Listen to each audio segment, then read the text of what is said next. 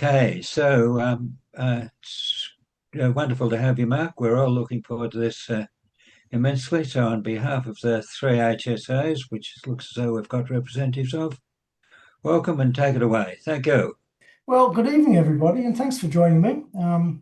Yeah, I've done one of these or two before, but this is a bit of a slightly different one. Paul Ewell asked me to do this, a year ago, I think, wasn't it, Paul? At least. And he said, "Oh, why don't you just talk about the Iroquois?" And I said, "Well, that's okay, I can do that." So I've got a little slideshow. So there's not much to read. It's mostly pictures, and I just thought I'd step through how successful and how brilliant this aeroplane was for Australia. Army, Navy, Air Force flew it. We flew it all over the world, rescued lots of people, saved lots of lives, and I think it was one of the most magnificent purchases that the government made for the Australian Defence Force. So this is the helicopter story. Right, before we begin, I don't get any money for this. I just thought I'd let you know I'm not being paid at all for the royalty. I don't get royalties. I don't get any benefit from it at all. So I thought I'd add that to it because some people say, "Oh, it's just another way of selling his book." Well, no, not at all. It came about because the Air Force History and Heritage Program wanted to produce a series of iconic aircraft books, and they've done.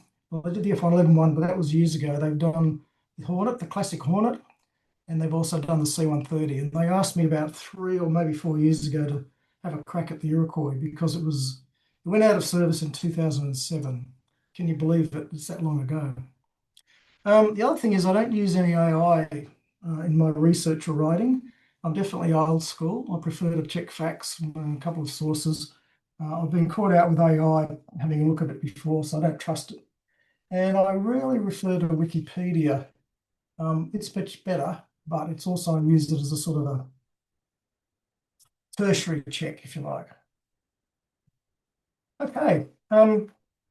Just about everybody in Australia would certainly recognise the Huey, I reckon.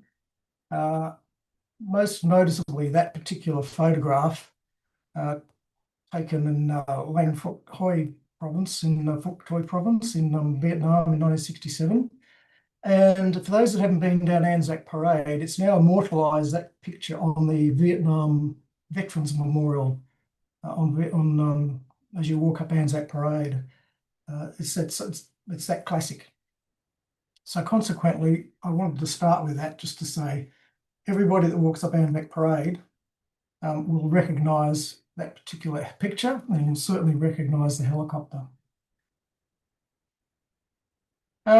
Helicopters ideas have been around for a while, and I'm going to talk about the book itself and how I did it later, but it dawned on me that once I started writing about the Air Force's Iroquois, I needed to do two things.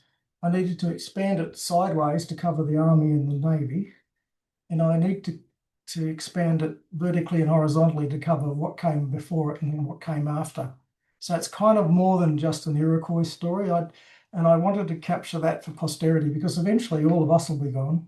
And if these stories aren't kept and caught, well, they will be gone. As we say, the books are being thrown out. What's next? So, the one on the left there's a classic design by Leonardo da Vinci. Engineers worked out that even it was actually going to be operated by 4 men pumping pedals and pulling levers. They worked out that it would never actually get off the ground because of the weight, even if it was made at quite a large size. But it's pretty ingenious, a helical design with a screw. The one on the right's Octave Chanute, who was a Frenchman who had some also interesting designs. And between that period and sort of the early 1900s and probably the Second World War, there were quite a few odd designs, helicopter-like aircraft. Yeah, so I started looking about what Australians did in between the wars, and the first one up on the top left there, those astute would recognise the Arrow 504 Hayes fuselage, and this thing was flown by a chap in UK in 1926, I think it was, 27, and Frank Courtney was a test pilot. It actually did some circuits of I think it was the Brooklands Aerodrome, and was witnessed by a number of Australians. So obviously Quite a contraption, but it's really a sort of a pseudo auto gyro, but it did have an engine at the front. The one on the top right is a Sevilla C30A. It was an auto gyro invented by a Spaniard. They brought about 3 or 4 into Australia. That one there, USR, is actually now owned by the Powerhouse Museum. It used to be hanging from the roof of the one in Ultimo. I don't know what's happened to it. I think it's might have gone out to Parramatta or it's in storage. But it was owned by a gentleman, Brian Reed, who actually used it to fly between Sydney and his property down near Goulburn. And during the war, the Air Force requisitioned them, and they tried to use them for target towing and glider towing and so forth. Also during the war, that strange looking contraption at the bottom there was contrived to be called a fleep, a flying jeep, where they put the mechanics of the Surveyor auto gyro together with a jeep-like contraption. And the idea was to fly over the highlands of New Guinea to drop supplies to the troops. So that was a particularly ridiculous idea because they had tow trials at Laverton and it didn't go very well. They tried to tow it behind a Dakota. I don't know who the test pilot was, but he must have been a pretty game fellow, that's for sure.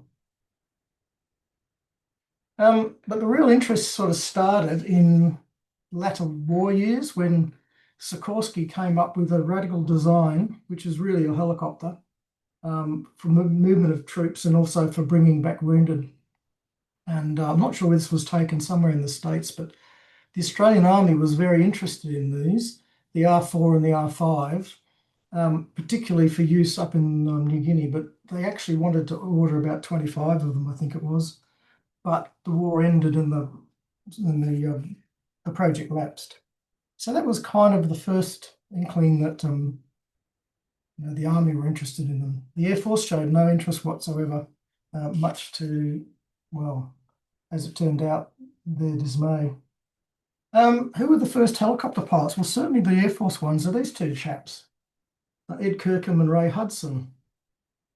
They were both fighter pilots. They actually flew in the Desert Air Force with 451 Squadron. And they were on leave, or actually were returning to Australia in early 1945. And they were intercepted in New York when their ship landed.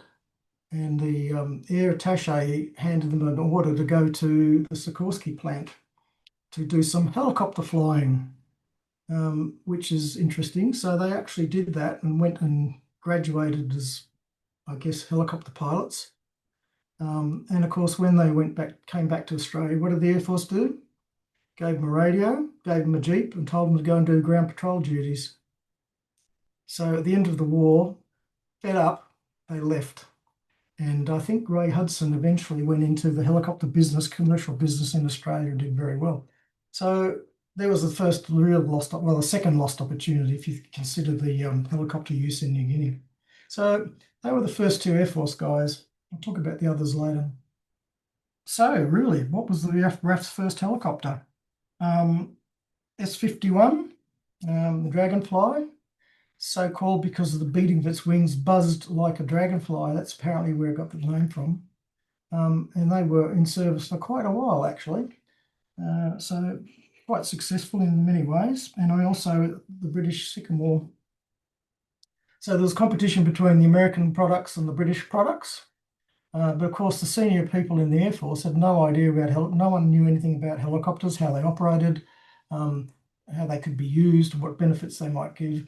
So the Air Board focused on search and rescue.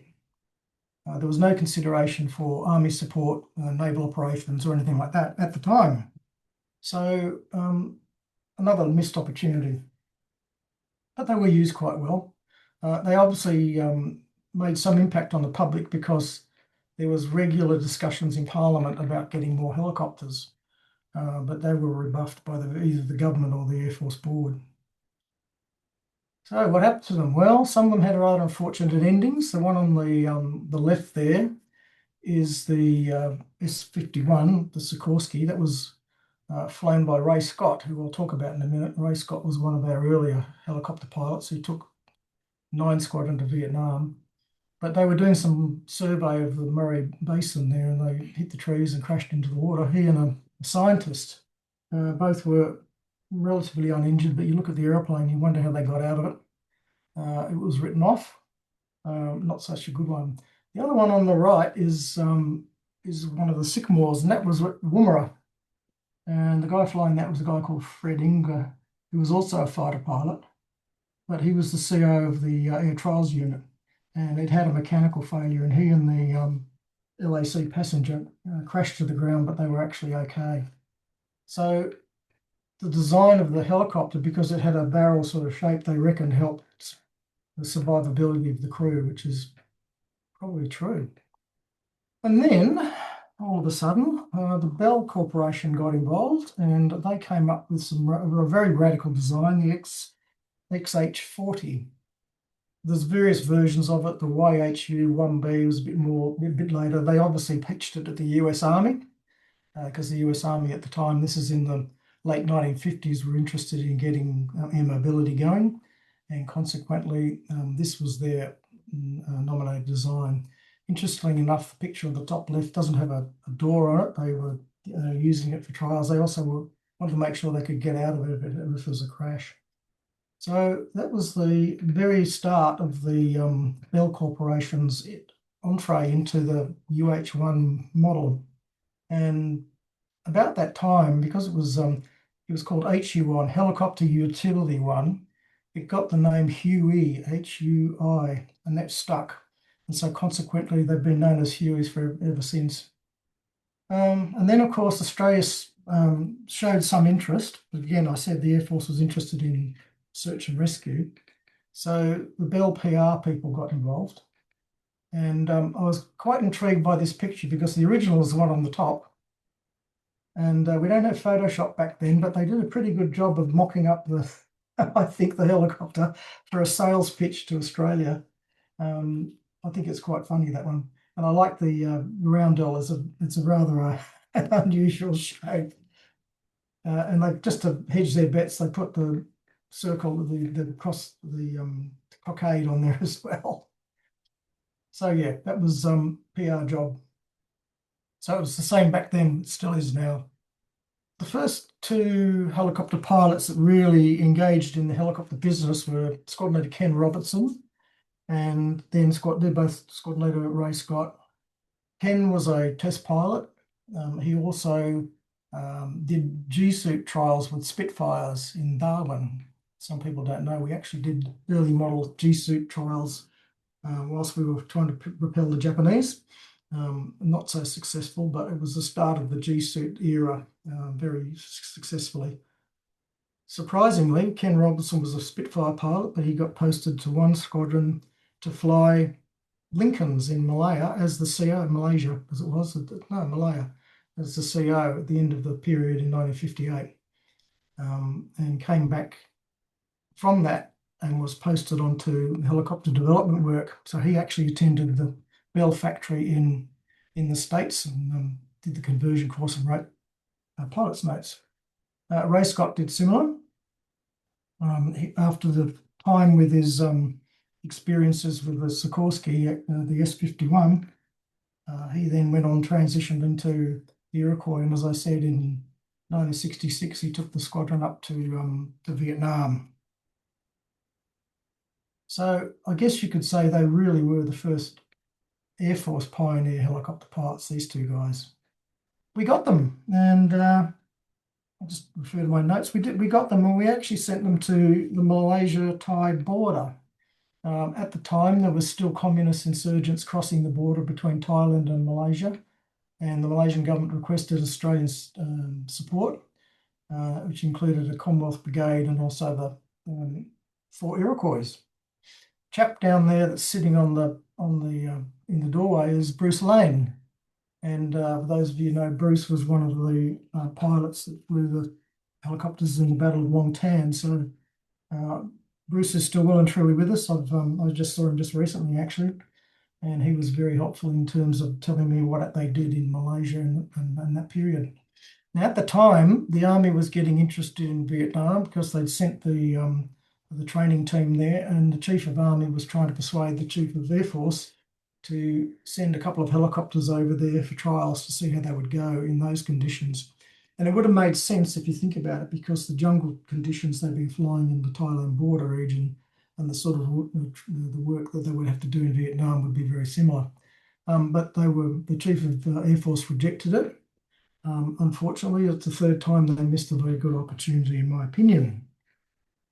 So that deployment continued, and of course, then the government decided to send the helicopters to Vietnam. So that deployment then finished, and there was a rebadging of squadrons. The numbers changed, but the airplanes stayed the same. And the reason they changed the squadron numbers was to stop embarrassment from the Malaysian government by taking the squadron apparently taking it from Malaysia and going straight to Vietnam. Never did that, but they had to swap the numbers around anyway. That's where the politics came into it. So that was a very successful deployment, really. And what they were doing, they were taking troops, Commodore Brigade and Malaysian Special Forces people up into the border regions, dropping them into these little pads, and then picking them up when they'd done their mission, and also if there's casualties, bringing them back. And on a number of occasions, they were bringing back prisoners for interrogation. So it was a pretty busy time. But one of the problems they had was serviceability, because, as usual, they cut short the spares purchases, and the rate of effort that was being flown was more than was anticipated by the engineers. So they were a bit problematic in terms of their utility up there, but they were there for a couple of years. So that was really the first deployment, because everybody thinks it was Vietnam, but it wasn't.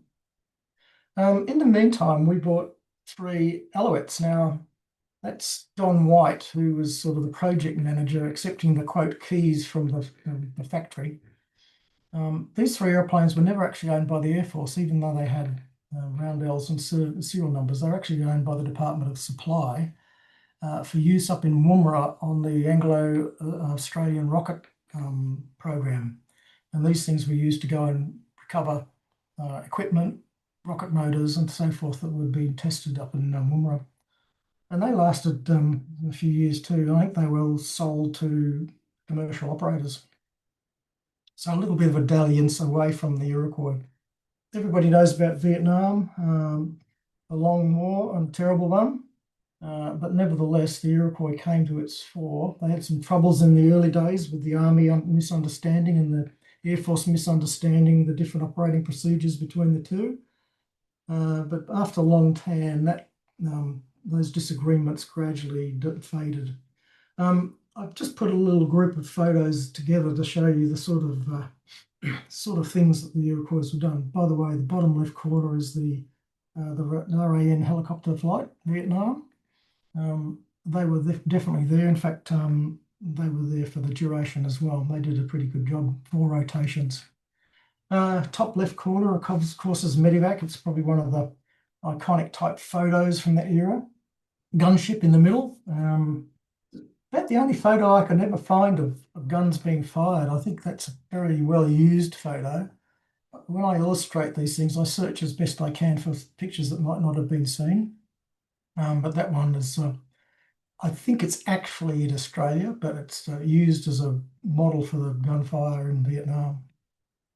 Top right's a very interesting one, a piece of equipment where that chap's playing with. It's called a sniffer. It was used to detect ammonia smells from Viet Cong urine. So these things used to fly very low and close to the ground. And that hose that sticks up near the skid was air sampler. And if it detected any ammonia or human sort of odors, it would set off an alarm, and that would then trigger some sort of a strike. So interesting concept that. I don't know how successful it was, but nevertheless, it was an unusual use of the thing. And it was one of the things they used almost right up to the end of the war when we pulled out. Troop insertion and extraction, bottom right, pretty obvious. Again, very fraught with danger. We lost quite a few airplanes doing that, and a few people. I'll come to the figures later. But again, in particular, the combination of the helicopter and the special air service people formed a very close bond, and was very successful in that sense. And of course, we had, I don't know how many crewmen became gunners. Initially, they wanted to have 1 gun per side, and have two aircraft in sort of close formation, sort of like this. But with crossfire, they thought that was going to be chaotic, so they actually decided that both sides of the helicopter should have M60s, which they did. In between all of this, the Army was showing real interest in helicopters. As I mentioned, the R5, R4, R5, and 44, 45. They almost got them, but the war finished and the Department of Finance cancelled the project. But the success for the Army was the Sioux. It really got them into the helicopter business. And they bought 65 of them. And they delivered them between 1960 and 1969. So it was a really good stepping stone to the future generation of helicopters that the Army acquired, which included the Kiowa 56. Originally, they were supposed to get over 100, but the government axed that. I think it was the Whitlam government axed the purchase of so many, and they got about half. But again, I think the Army guys will say that they were a great utility helicopter, highly regarded. They actually had experience in Vietnam and borrowed ones from the Americans. So they knew about how capable the Kiowa was. Nice airplane to fly. I've flown it. I flew it at RG, not as a pilot, but as a certain sort of co-pilot come trials officer. Nice to fly. Yep. But the real success, as I mentioned, was the Sioux. They got them in 1960, and then I said we bought 65. How did they get started? Well, I'm very sorry to tell you that the Army's very first helicopter pilot, Colonel Ross Harding, passed away 2 months ago. He did helicopter training in 1954, and he was 99. I think he was very close to almost 100. So I think, Bill, you know that. And I actually, would you believe, I visited him a week before he passed and gave him a copy of the book. And he was delighted to see that, but it was so sad because he was fading, and I could just say he wasn't going to be around too long. But what a remarkable man that changed from 1954, took Army helicopters with him and with the other team of helicopter pilots in that generation, created a very, very fine helicopter force for the Australian Army. So we take our hat off to him, and may he rest in peace. But the Sioux was very successful. Ken Robertson became the CO of the unit for a while, to hand over to the Army later. I don't know what, I'm not quite sure exactly why he got the appointment. I don't know whether the Air Force thought the Army couldn't be trusted with helicopters or what, but they didn't know much better anyway. Top right is a shot from Vietnam. I don't know who the pilot is, but it's just a photo I found. I thought it was pretty typical of the little landing pad sitting right on top of the PSP in a otherwise probably muddy, slushy sort of field. Just like the Air Force used to drop Christmas presents to kids, so did the Army. And that's a rather skinny-looking Santa Claus coming off a decorated aircraft to give presents to the youngsters for their Christmas treat. And of course, they took them to Terendak in Malacca in the late 60s. They had a detachment up there which was supporting Commonwealth Brigade operations. And the other place they used them was in New Guinea. There was a lot of work in New Guinea with not just survey, but also things like taking medical teams to vaccinate the population against some of the rather nasty diseases up there. So yeah, the Sioux, it probably was, I think it was a very good decision the Army got them. And they certainly made the most of them, there's no question about that. Yeah, and they actually put floats on a number of them. I don't know how often they used the floats, but they used them in Papua New Guinea because one of the only places you could land up in the jungle was on the rivers and the lakes. So they put the floats on to go to New Guinea to do some of that work. One of the problems with the Sioux was, if you look at the top right picture there, the large fuel tank that sits basically above the pilot's head. In an accident, if the aircraft crashed and that fuel tank burst, you can imagine the disaster because the engine's right next to it and it would have just exploded. And so a number of people got badly burnt, which is not pleasant. So in conjunction with the Sioux, the Army got the Cessna 180s, and that formed part of their early days of the revamped Army Aviation Corps. And again, they went from strength to strength from then on, so very pleasing. The Kiowa, much the same as the Sioux, another generation, but again, the whole range of operations they used them for. It too had floats to do marine type operations. And for those of you who recognise Canberra at the top corner there, the landscape, trust me, has changed considerably since that picture was taken. I like the cars. So the Kiowa, very successful again, and well worth the purchase. And of course the Iroquois. Now this is the Army's version, which is really the same as the one the Air Force had. The Army took over. Well, the decision to transfer the helicopters was made in 1986, and Bill and Angus Houston got together and did the transition very successfully, and well done to the two of them. So the Iroquois lasted until 2007. And so I think that's a remarkable achievement because the Army didn't lose any of them. The Air Force had 27 Cat 5s, which is crashes write-offs, resulting in 20 persons killed in flying accidents, 2 Army, 3 RAN, and 15 RAAF. So I take my hat off to the Army operations. Remarkable. And of course, the transition went relatively smoothly. I don't know, I wasn't there, but I think, Bill, you probably tell us it was pretty good. And I think it went very well. Both Bill and Angus Houston were given orders of Australia for their efforts, and they deserved it. So that's the Iroquois in that transition part. The Navy's turn. I love the picture on the left there. It covers just about everything the Navy ended up getting in the middle era, not the modern era. They've got a lot of other different types nowadays. But I don't know how they managed to get the formation picture, but I think they did a particularly good job. And so the Navy actually started with 13 Sycamores as well for carrier operations, and they'd actually had experience with helicopters from the Korean War, which I'll come to. And so that made sense to them that not only would they have a fixed wing fleet air arm, they'd also have a rotary wing air arm as well. And of course, as you know, they had the Wessex, which was also a very successful aircraft. The Scout there, which they used on HMAS Moresby for doing survey work and in and out of the islands, and the Iroquois, which they bought 7, if I'm right, if I can remember right. I think there were 7. Well, why this one?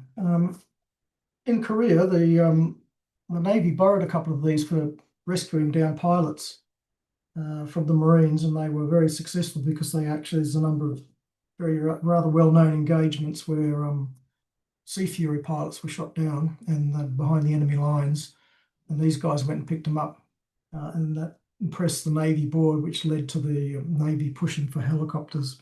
So I think that's probably a reasonable reason to get them. So they bought 13 Sycamores, and they used them considerably in various areas around Australia and overseas and on their carriers and so forth. And of course, the Wessex. They bought 27 of these. It's a pretty like a brute of a helicopter, you'd have to admit, wouldn't you? I think so. But nevertheless, that also then complemented the other, because this is really used for anti-submarine warfare and rescue operations. So they bought the Iroquois not so much for operational tasks, but more so for training and search and rescue, and also rescue around Australia, which they did. So the Iroquois turned up. As I said, 7. Now there's a story going around that they bought some B models and some C models. They actually were all B models, but one of them was reconfigured and brought up to C model standard. Don't ask me what serial number was. I think I'd have to look up the book, but because don't forget, I wrote this about 4 years ago. So I'm just relying on my memory for what would happen. So the Navy operations were, in fact, I spoke to Jeff Ledger about this. He said they were used on just about all the training vessels, and also, but they never actually went on operational tasks. So transition from that onto the Wessex and then later helicopters like the Sea King. Well, what did we do with the Iroquois? We did a heck of a lot, as you're probably well aware. One of the big ones was rescues at sea. Now, I picked these two particular photos because they're quite specifically interesting. Well, they're quite important. The first one on the left is the SAR helicopter at Raff Pierce landing on the helicopter pad of the Key Biscayne, which was a jack oil rig. It's one of the ones they can tow along and then they can sink and then they can do tests and then they can pull it up. You can see the sea state. It was being towed back from Northwest Shelf back towards to Fremantle and got smashed by a storm. And the crew of the rig called a mayday. So the Air Force and a civilian helicopter from Perth responded. This shot was taken from one of the other helicopters. It's just about to land and take people off. The guy flying it is a guy called Murray Joel, who I know. I don't know where he is now, but I knew him in the Air Force days. He landed just before dusk to pull the last couple of guys off in virtually blackout conditions because it was a fair way off the coast. Got them off, and the next day the rig had rolled over and sunk. So he got them off just in time. I think it was about 40 crew, and they all were saved. Murray got a Brovey medal for that because of the drama that was involved. So well done him. The other one is someone you'd be familiar with. I think it's Angus Houston. Angus Houston flying that one in a rescue of you can see there's actually what remains of the yacht just under the water there, and one of the survivors is being plucked off that. Took them about 4 hours to do that rescue. Get out there, find them, pull them off and save them. And that's what that rescues the reason Angus Houston was awarded the Air Force Cross, which we don't award anymore, but back then it was for airmen operations in non-warlike situations. So a couple of very interesting rescues and lots of this stuff. The one on the top left, I thought, gee, that bloke could have just walked across the, it's about 6 inches deep. Turned out he had a broken leg in many places. This was after the floods in North Queensland in probably the sort of the late 60s. And so that's typical, and it was a press photographer there, and that's why that one got taken, and I think it made the Courier Mail. One on the right is one of those many cyclone relief missions. I don't know whether it's a fake photo because it just looks too close to the debris for my liking, but I think that one was Tonga. I can't remember. Snow rescues and stone missions. 5 Squadron at Fairbairn used to do these missions up into the snow country when there was lost skiers and people with broken legs and so forth. Similarly, the medical rescue was the one down in the bottom left. So really is a utility helicopter, or was. And general support. And general support was quite far-reaching. Of course, top one there, Army supply, most of the rations of supply. That picture in the middle with the Papua New Guineans made the Defence Report in 1964 as a classic of Australian aid to Papua New Guinea, because in those days Papua New Guinea was part of the Australian territory. It hadn't got its independence until 75. And so there was a fair bit of PR made about that. The one on the top right is lifting an aerial or a gantry onto, I can't remember where it is, but they did a lot of that when the civilians operators couldn't manage it, and including lifting a great big statue on the top of, I think it's on Mount Kira at the back of Wollongong. So they did that too. Yes, we put floats on them.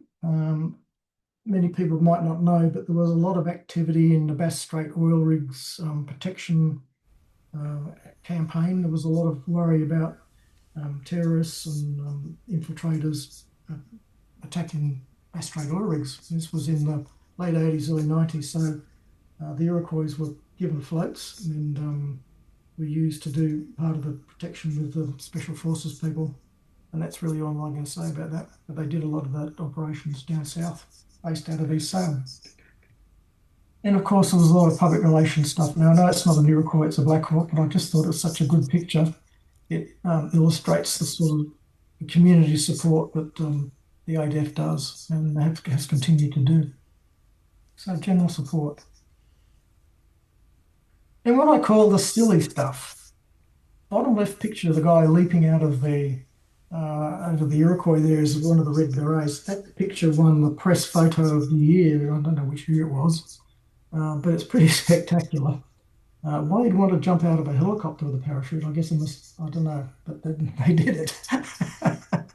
Of course, some trials with medical evacuation. I'm not sure about the top left where being pulled up vertically, strapped to the rig there would be frightening as hell. I think you'd be more worried about dying on the way up there than you would have on the ground. But anyway, that's the sort of thing they did. Of course, many of you remember the old air shows at Richmond and Laverton and Perth where they dropped a car onto the runway, onto the airfield. And of course, the one on the top middle, they tried rappelling trials with army guys, and very dangerous stuff because unfortunately we lost a trooper doing that because the cable broke and he fell to his death, which was very sad. So they stopped doing it, thankfully. Anyway, that's silly stuff. Some of you might remember we sent helicopters overseas to the Middle East. Gosh, heaven forbid the Middle East has still got trauma.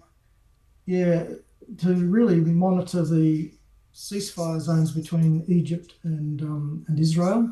A couple of big missions. The first one, UNF, 75 to 79, sent out 8 helicopters. And they're the ones suitably marked with the United Nations on them. It was a United Nations mission. They were pulled out when peace talks, I think, failed and they withdrew the detachment. But then the multi-force of observers, which is not a UN thing, it's a charitable commercial organisation based in the United States that continues that work to this day. We also sent helicopters back. And by the way, there were also Navy guys that flew with the Air Force fellows and doing that. Reasonably successful. Survey operations. Between 71 and for 10 years, we sent Canberra bombers, which are Beta Recce, caribous, and helicopters up into Indonesia and Papua New Guinea to do a full mapping survey of the islands. A big task, but the maps they had were basically pre-World War II, and they were very inaccurate, and they obviously learnt that to their dismay when the war happened. So an agreement was made with the Indonesian government that we would help them do map and survey their country, which we did. And without the helicopters to move people, survey points up and down the hills, and if you imagine the jungle terrain, would have been just about impossible. So Iroquois, once again. And more recently, a number of peace operations. Most of these are predominantly Army, taking up the aircraft. Top one is Arche, the tidal wave.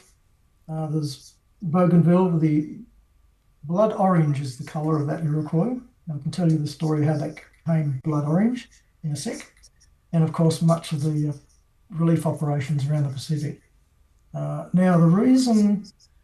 one of the reasons I think that the Iroquois stopped getting used in these operations before it was withdrawn is because the C-17 and the Black Hawk combination. Once we got C-17s, you could take a couple of Black Hawks anywhere, but you could only take one Iroquois in a Hercules.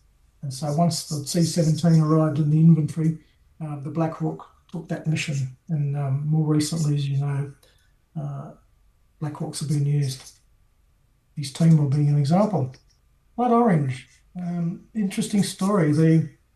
The Army got told they needed to provide some helicopters for the peace operations in Bougainville, and they were told they had about 2 weeks' notice to get them out there, and they said you can't use green helicopters because the Papua New Guinea Defence Force has a couple of our other ones, and they're green, and we don't want to frighten the locals to making them think that they're PNG aeroplanes. So I spoke to the warrant officer in charge of the maintenance section up at Oki, and he told me how it happened. He said, well, we got this order from Army headquarters to get them painted, and they said, you can paint them a bright colour, go and sort it out. So he said, I went down to the local car spray paint company in Toowoomba, and they brought out this swatch of colours, and I picked the one that looked brightest, which is called blood orange. So it's actually an automobile high quality acrylic that they painted them. And if you look at the helicopters, and I'll show you some profiles in a sec, they've got very few national markings, just a little bit of black paint that just tells you their army, and they've got a serial number and a red rat. Because of the haste, they had to get them painted and prepped and sent over to the operation. So these things still happen, quickly. So yeah, that's blood orange. Very sadly, we lost a few. Navy ones, no Army, as I mentioned, but these are all Cat 5s. That's complete write-offs, as you can tell. I've mentioned 27 Cat 5s for the Air Force, and 3 from the RAN. So yeah, unfortunate, but some of those were pulled back and used for spare parts, but most of them, by the look of them, were wrecked. The one over there, which is in colour 1021, that landed on the salt flats just outside Darwin, and they actually went out and pulled it apart and brought it back. And I think that one's probably a Cat 4. I think they took some months to put it back together. So we just remember those that were involved. But the good news is we actually kept some. Now, every time an aircraft is withdrawn from the inventory, the ADF or the Army, Navy or the Air Force do a heritage assessment of the fleet, and they work out which ones should be kept or offered to museums and the like, which ones should be sold, and which ones should be basically cut up. And then it's the government to decide what happens. So an assessment was done of the Iroquois fleet in 2005, 2006. And I'm pleased to say that actually 11 UH-1Bs and 22 UH-1Hs have been kept, which includes a Navy version as well. Some in Army colours, some in Air Force colours. A lot of them are in museums, but some of them are at RSL clubs. The one on the very top left on the pole is at the Woolgoolga RSL Club, just north of Coffs Harbour. And the other one, with all the group of folks, is the recreation one of the long tan aircraft. It's a long story, but no time to talk about it now. But it was an amazing job that the guys did to fix it up and make it look like one of the long tan birds. So yeah, pleased to say they're still out there.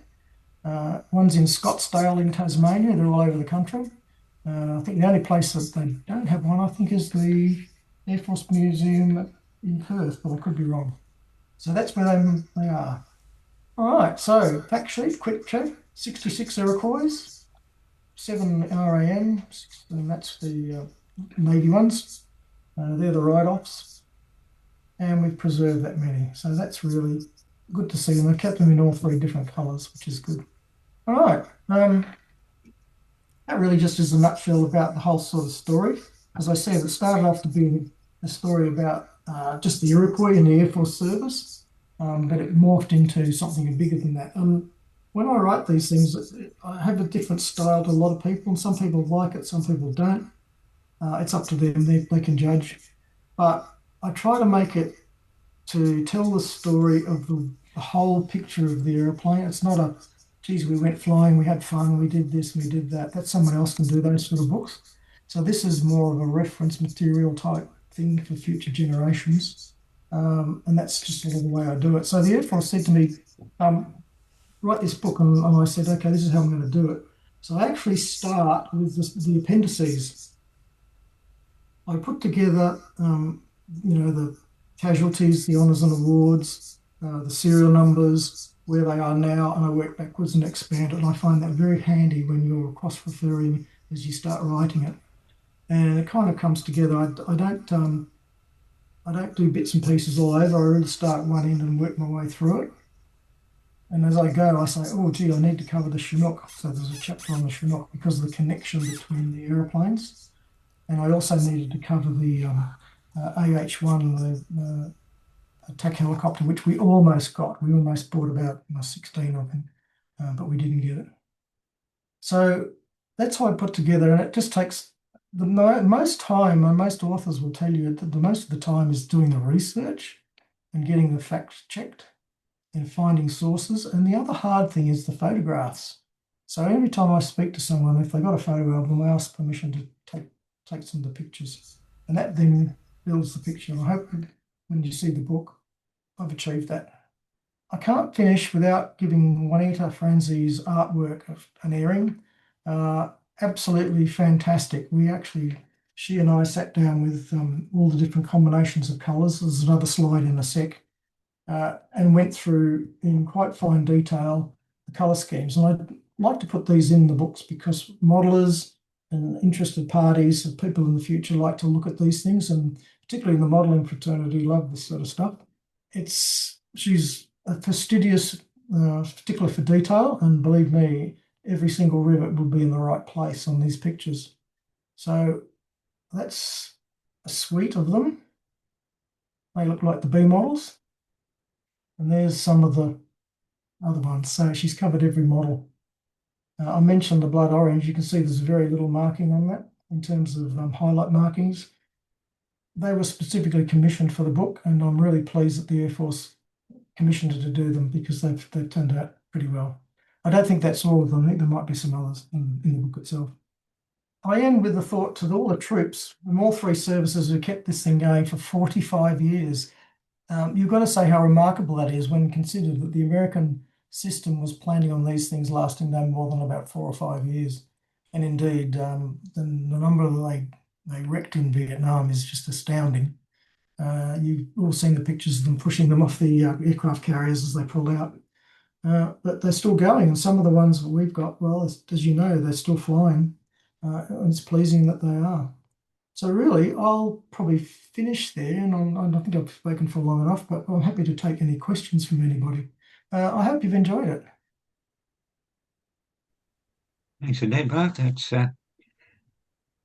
really a lot of food for thought in there, and a lot of history gone in a very quick time for people my age. But anyway, so comments and questions, gentlemen and ladies, go for it. Can you hear me? Yeah, Paul. No. Oh, yeah. Sorry. The police have got a Huey, I think. Is that an ex-military one? I don't know. I don't think we gave any to the civilian authorities. I think they sold some to the states for commercial operators in America, and they got renumbered with American civil registrations. We gave some to the Papua New Guineans. I think we gave them 4, from memory, the D models. But the rest of them, I think, were either kept or I don't know. I don't know whether they were destroyed or sent back to America or not. The Americans have a rule, it's a law on arms transfer, and you need to get their authority to on-sell or on-use military equipment, even though you might have paid for it and have used it. Certainly that was the case for the F-111. We had to chop them up and bury them, unfortunately. Very sad, but that was part of the political arrangements. We lost the ones we had, 66, I think we said. We kept 33, so we've lost about 27. So there's not too many that didn't get preserved, I wouldn't think. I think you'll find the New South Wales police ones are actually 412s, not. Yeah. Later version, commercial version. Yep. Yeah, that's right. Still nice to see. Yeah. Well, I thought that this would be pitched about the right sort of level. I mean, there's nothing, I don't particularly like people having to read all sorts of stuff on their pictures. And I think a picture tells a lot of stories. And thank you, Mary, for your comment about the presentation. Thank you very much for that. Yes, it was fabulous. It was fabulous. Oh, great. I'm glad you enjoyed it. I have fun putting these together. It takes me a while to find the pictures, as I said. But the picture does tell the story. I realized from trying to do this type of thing, the amount that goes into it is incredible. I'm impressed.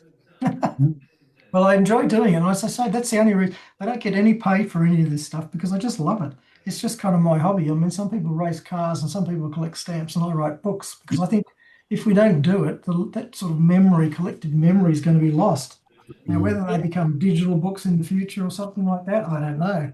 But right now, there's still a market for these things, so the publisher tells me, and I believe he's going to do a reprint later this year. So we'll see. Must be selling. I don't set the price. I'm sorry it's so expensive because I thought it was pretty expensive when I saw it in the shop. But that's not up to me. It's between the Air Force publisher and the printers. Yeah.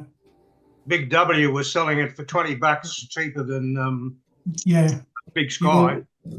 I talked to the publishers of Big Sky, and they said that they have such a big buying power, Big W. They buy a lot of the company books. They actually discount them, so they don't make much of a margin at all. But yeah, that's the way it goes. Hey, Mark, Darryl Yes. Long. Yeah. Humorously, could I deduct statistically from your things there that the Air Force helicopter pilots were way less ability than the Army guys who didn't crash No. any at all? No, I don't think that's at all. Different missions too, very specifically. I looked at that because I'm only being amusing. I know you are, but I'm going to answer your question. I looked at a lot of the crash reports, and some of them were actually, can I say it? Well, some of them were engine problems and rotor failures. In fact, we lost a few, like the one of the Derek Knights at Williamtown crashed. Main rotor head failures, tail rotor failures. There's nothing you can do about that. You're just going to go one direction and you have to ride it out. Yeah. He was on my pilot. No. He was on my pilot's course. He was a test pilot, Yeah. and it just fell apart. Well, I know. So we lost quite a few through early problems with the mechanical parts of it. It wasn't pilot ineptitude or anything like that, I don't think. I'm pretty sure of it. Of course, we also lost a few in Vietnam. I didn't mention that. We lost 6 RAF, 4 Army, 5 RAN, and 9 United States Army people working with us through combat operations. So I think we're almost done. Yeah. Thank you very By the way, much. that's Thank all right. you. No, I'm still writing, you. by the way. I'm still writing, as you'd hope. So I'm working on a couple of fighter pilot stories, Spitfire squadrons in World War II. Good on you. Okay, well done, mate. Thank you, Mark. I'll book in for a talk. Thank you, Mark. No worries. Thank Thanks, everybody. Thank you. Good night. Brilliant. Good night.